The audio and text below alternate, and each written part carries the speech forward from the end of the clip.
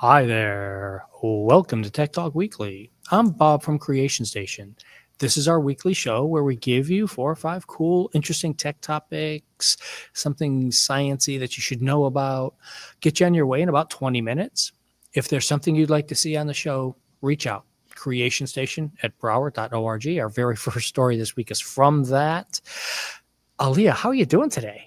Welcome I'm back. doing pretty well. Thank you. Happy to be back. It's been a little bit of time, but Yeah, been just over a month, I think, if I remember correctly. But I'd oh have to go yeah. check. Who knows? Who knows? What Mhm. life is good at main library right now? Yes. We still have lots of visitors, at least for our creation station here. School is coming back in though, so maybe things might dwindle down a bit, but so Or far it's all been those pretty school steady. visits start and everything goes really crazy. Yeah, Oh man. I remember those days. It's only 200 kids. Oh. Yeah. Yeah, you haven't seen the size and space we have. Okay. In any case, speaking of size and space, that's a horrible segue. That doesn't really make a lot of sense at all. It works. It Um, works. this is the story that somebody sent me. Thank you very much for being out there and paying attention to the other websites that we watch. Last week we covered the UAE, United Arab Emirates, is putting out this AI for free to try and attract people to use their model so that it's something not used by the Western world. It's not from Google. It's not from the big companies. Right here in the headline: Google, Microsoft, Meta. Hmm. Now here's a story about those three big companies doing the same thing in Africa. Use our AI models, go out there and use them and do the stuff, and then what? Oh, You've heard the whole idea of give them it for free to hook them, and then now we can start charging them. mhm. It's quite interesting, at least. Like, obviously everyone's like mainly skeptical of like, oh, they're just aggregating all our data for whatever use they'll want in the future. And most of these populations probably don't even actually have access to some of their materials or any of the equipment that these companies also provide as well, along with Yeah. other like environmental concerns as well too that they See, need yeah, to see, maintain. you read the article. See, that's a whole idea of now they're going to start putting data centers in these places who don't have good government controls to stop them from just doing anything they want. Mhm. And remember, folks, a data center is great when it's close by because you get your stuff faster. But close by can also mean on the same continent. So if you want your data centers in Europe, your users in Europe to get their data from a data center, then Europe won't let them build it. Guess what's just across the Mediterranean? Ah, man. Uh-huh. Yeah. Yeah. This is why you have to pay attention to the rest of the world. You have to go Mhm. out there and pay attention to what's going on and happening around you because fighting it in your own area is a great thing. Fighting for your rights. I do. I am one of the people who believes AI is going to be integrated into more things for better or for worse. I can Mhm. see some of the better reasons to do it. I think current modeling stinks, but that's a different show. I mean, like, I believe in this article as well. Obviously, the intentions I'm sure are like mainly positive, at least aggregating data for like health concerns and Hmm. such as that too. But I guess in the terms of how, like, the way they actually end up uh, actually doing this will be quite concerning, or at Yeah, least. yeah, especially because you don't need to build your data centers there. The data Mhm. centers you already have in California, Mhm. and as we talked about last week in Memphis and things like that, Mhm. can process the same data. That's not the problem. You don't need Yeah. instantaneous stock quote type things from this. You're trying to aggregate medical data and Mhm. do testing and do those things. Yeah. We could leave one It's. corner of the planet kind of like not ruined, please. Okay, happier thoughts. Happier thoughts. Mhm. Robots. I loved all the photos from. Go for it. Go for it. Tell us all about it. I love all the photos from this. I mean, obviously, as you can see, there's been, I guess, essentially the first competition, at least for like robotics? This is the most Sports recent. robotics? This is the one this year. This is, Mm, I believe it's year 5 that okay, they've been doing it. But this is the right. first year they really got Mhm. a whole, I think 20 different countries and Oh, companies participated okay. this year in doing these things. Right. Yeah, no. I mean, obviously, there's a whole bunch of various different sports as well too. Um, as expected, though, many a crash or a bit of a tech bug. Many people have tried to like fix in between all the events as well too. But it is very interesting to see one the turnout for all these events as Yeah. well. Like how many like how big of a scale it is for all these Hmm. different events as well. Looking for the, I just love this. Okay, guys, let's take a break. I'm going to come back to this one in a second, though, after the next article, because that's exactly what actually happened. Hmm. But yeah, you're right. I mean, just crowds of people Hmm. doing all sorts of different stuff, trying to figure out what they're doing. Hmm. Um, it was really, really cool. Like I said, over 200 companies and countries participating, doing all the stuff. Right. And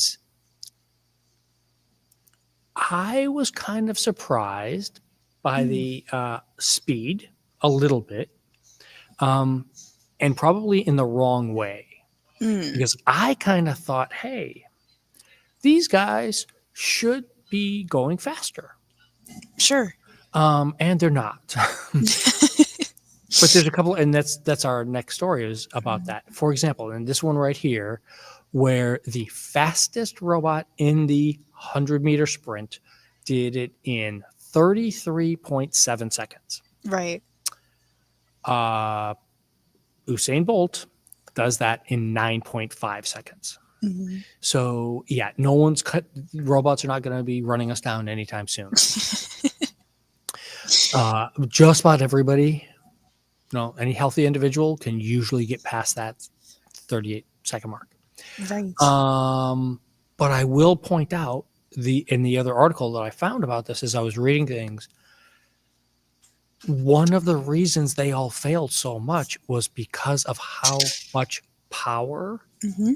these use. And again, Mhm. as I talk about this a lot, we always come back to the problem of batteries. Mhm. Yeah. At least, I think also in this article as well too. It's essentially trying to recreate like a human body in the sense of like we have our like our joints and ligaments that actually propel us to actually perform certain motions that aren't exactly feasible with certain robotics as well too, especially Yeah. humanoid robots as well. So there's definitely that issue as well as trying to perfect it in a sense Hmm. and get like the actual proper materials, I guess, to properly simulate anything that's close to that. Right. And we've talked about this on the show a Hmm. bunch of times, how when you look at robots on the assembly line, because we have tons of robots in the real world working all the time right now, they don't use hands. 5 fingers is not a good design. Usually like a They're cup. using claws, they're Yeah. using 3 fingers. There's a Hmm. couple that use 6 or Hmm. 8 because it's a nice little sprayed out thing like a octopus that they Right. do. 5 fingers is not a normal thing in the rest of the animal world or for a robot. 5 Right. fingers just happens to work out for us. Hmm.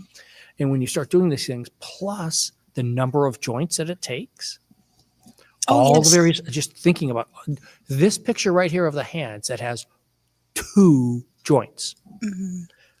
Um, I've got like what is this? One, two, three joints per finger, and this thing only has 1 joint per finger and a wrist. And you have to actually make sure each one is being operated at a certain time Yeah. as well too. Yeah. So this is why the robots are not taking over anytime soon. AI is a different issue. Hmm. We're going to try and prepare for the AI problem, but robots are not going to be doing this. But the issue becomes, and this is what puts it, why this article put it in such good perspective. Hmm. A human person walking around uses 310 watts of power per second that your body generates, that your muscles moving around are burning off those calories, your brain jiggering everything to make sure you stand up straight, don't trip, Hmm. please, doing the things, going up and down stairs. a robot takes over 500 watts just to do a walk. Not climbing, not walking, not jumping around, not going fast. Just the slow, basic walk is 45% more power for a robot just to be able to pull that off than it does for a human to pull off. For all the different, like, I don't know, like diseases or like deformities like human beings have, the human body is essentially very like energy sufficient. Resilient. Yes. Yeah. There's so much, even still, that now that we're studying to like see how well how certain uh how certain things are performed, like Mhm. ergonomically speaking, at least, to mimic in these humanoid robots as well too. So yeah. Yeah, and I think that that's one of the things is we have to personally, again, I think we need to get out of the idea that we are stuck having to make a humanoid robot Mm. to float around with us. Make them into whatever. Who are the favorite robots in Star Wars? 2 of the top 3 robots in Star Wars don't even have arms Hmm. because That is- people get used to the idea of, hey, I like that. That's a robot. It does what I want. It talks in little beeps and curses a lot. They bleep out everything he says. But everybody recognizes that it's a robot. Everybody recognizes that it does these things, and it just works. Mhm. Like Roombas, So, for example, yeah, everyone loves Roombas. They're small and cute. They do they one do a great decent job. job. Yeah. Yeah, there you go. So robots can work. Robots can help us all out. Give up on making them look like humans. They don't necessarily have to be Yeah, humanoid. They could just be. we're wasting time and energy on that. Figure out how to do the job the best they can. Mhm. I'll live with 8 arms on a rotating disc. It does sound kind of weird, maybe. Okay, let's get on to a different story. This one's not as happy, Mhm. but it's also all about the human resilience kind of thing. Mhm. So 2 stories on internet blocking / hacking. So in Pakistan, they every August, which is why the article's relevant now again, the Pakistani government shuts down the internet in certain provinces Mhm. because they know the provinces are going to have problems, rise in crime, or other things that happen when large crowds gather. And so they shut off the internet in an attempt to stop them from talking to one another, which means the people can't talk to one another to warn each other where problems are. And so no one can fix the problems because they don't know where the.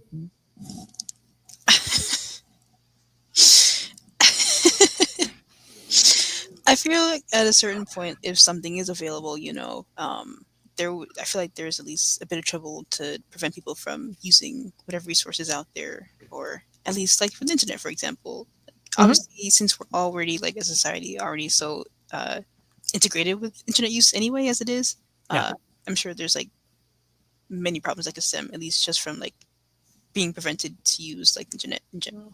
I mean, considering the government had to, in 2024, which is when the stats are from, Mm-hmm. over the entire year of 2024, they shut off internet to this province 18 times. Oh, oh my goodness. That's not a great record. If you have to keep doing it, that means you're doing the wrong thing. You need to come up with a different plan. You need to come up with something else. Now, yes, people are going to use their phones to communicate with each other and plan things that you don't want them to do. Mm-hmm. Depending upon who you are as a government, you may or may not appreciate that of your citizens talking to one another. But it's like, come up with a different plan. Yeah, I mean, I guess I I don't know. I know. And so we flip over to the other part of the world, and Mhm. the UK earlier this summer put in a new requirement to access a lot of different sites. It's not porn. Porn is the thing that they use to make a big deal about it. Mhm. It's restricting your access to sites that the UK government has decided could have adult content on them, meaning 2 adults talking to one another by text. etc. Mm. And so there's an easy way around that by having a VPN, a very private network. You log into it, and now it obscures where you're logged in from. And so now you evade the ban that the UK government is trying to put on. And they're now saying, oh, wait, stop using these things. We want to track you. It's there's various different forms of like censorship happening, at least, or Yeah. at least it's some instances. I don't think just blatant censorship or at least restricting certain things would be any No. as effective as they believe. People are going to find workarounds to things regardless. The So number of people who downloaded the VPN apps on their phones went through the roof. It was like 1,000% increase in people downloading them in the first 2 weeks after the ban went into effect. Because people all of a sudden realized, oh, wait a minute, I don't want to give all that information to my internet provider so that they can pass it on to who knows what and maybe get hacked. Hint for our next story. And so people, yeah. It's just great. You have to just give people a chance and find good, solid, easy ways of protecting people who should be protected. No one is saying children should have access to all the material on the internet. right. But there's got to be a way of detecting and doing these things. And oh, by the way, you AI people who are claiming that your stuff does all this wonderful things and can pull all these things off, no, you're not doing it right. Yeah. So go work on that problem instead of trying to replace. Yeah. I had a thought. I lost Tell it. me. But mainly, I'm sure, like, obviously, everyone will have a chance to, like, at their own discretion, at least, to find what they want to find, look up information or research. Because, essentially, the internet is mainly research or information at your fingertips, essentially. Just blocking off certain things, I'm sure, obviously, for this instance, is, once again, like a positive intention. But in terms of how effective it is, it's not very effective, or at least I'm sure there might be better ways of going about it than just blocking certain things. Yeah. And- And I think that's, in both of these instances, it's a government trying to use a hammer instead of the right tool. Exactly. There's got to be something else to it. Yeah. So we do have one more weirdo story for everyone today. So this is a hacking story. It's a legitimate hacking story, but it's not. It's weird. It's not a national security issue, but it is. In brief, if you have solar panels on your home, and this comes from one company that primarily is in California, and they have a converter that's part of your solar panel thing. It takes the sunlight, generates the electricity, comes down to your house. The thing that converts it so that it can be run DC or AC circuits allows your house to be powered by the solar system, or, as we talked about just last week, sending that power back into the power grid so that everybody else can take advantage of that power at a later point in batteries, et cetera, and stuff like that. It turns out there's a hack that someone could hack into that converter that's in your house for your solar panels and then stop it from working, which means you stop getting electricity from the sun, which is a bad thing. It's a minor annoyance thing. Not having power is kind of an issue. Yeah. But to do this, they have to effectively be parked in your driveway, break into your Wi-Fi, break into the passwords of both your Wi-Fi and then the passwords of this converter, and then they can control it until the power goes out, and the converter has to reset itself because there's no power, and so then the hack ends. And it's one person in one driveway in the state of California that gets into one house. So this would be a very effective hack if you have 50,000 people driving around and parking in people's driveways and hacking into their things. Right. So it sounds like really stupid and silly. This is like that Peloton hack we talked about a couple seasons ago, where they have to break into your house and stick a flash drive into your Peloton, but they can hack it. Nobody's going to break into my house and hack a Peloton. They're going to take something else instead of the Peloton. We were In any talking about case. this earlier before the episode, but we Yeah. were saying how, like, usually you'd hear, like, at least certain instances where people can actually just connect to, like, any household item you have that's connected to Wi-Fi, like your fridge or like your baby Yeah. monitor or like indoor camera, and they don't have to actually be present or like physically there or do anything Mhm. like that. But that's I know, interesting. At and, least for and that's the issue solar that I have with panels. this article is because, or with the concept of this, is Mhm. they're saying that, look, your solar panels could be hacked. It's not that your solar panels could, it's the company that installed them that is in control of the software on those converters could be hacked. That's the key problem. If that company gets hacked, yeah, it's a big deal because that Mhm. company then could lose control of all the solar panels and somebody else, probably a nation state, Mhm. could take over and stop the power from working and collapse the power grid. That's a bad thing. I agree. Shouldn't happen. Yeah.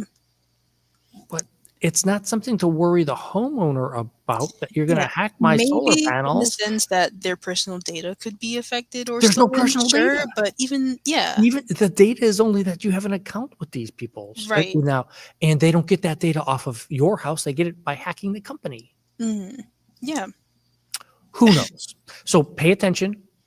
Be careful. Use good passwords, everybody, including CEOs of big companies. Please use good passwords. Yeah. Well, you guys teach classes on that there, Aaliya? We do not. On internet stuff? Oh, We should though. yeah, we That's should a good take a idea. look at that and see if we get do a quick little class on internet security one of these days. Yeah. It doesn't help for a refresher. Yeah, everybody should be doing it. Thank you for a fun, quick day today, Miss Aaliya. If there is someone that you want to see featured on the show, reach out, creationstation@broward.org. I always forget to say it, but hit like and subscribe. And we'll see you all next week. Have fun, everybody.